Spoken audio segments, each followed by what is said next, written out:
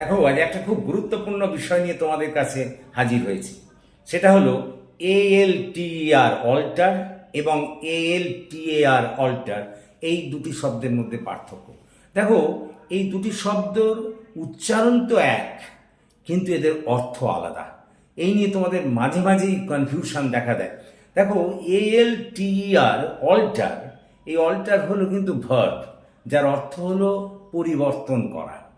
যেমন মনে করো, আমি বলতে পারি my college has altered the date of examination, মানে আমার কলেজ পরীক্ষার দিনটা পরিবর্তন করেছে।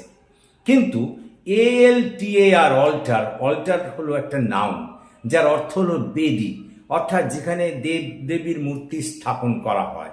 যেমন মনে করো, we should respect the altar of god or goddesses. তো দেখো, এই হচ্ছে এই দুইয়ের মধ্যে ডিফারেন্স। আশা করি তোমরা বুঝতে পেরেছো। Thank you for watching and listening.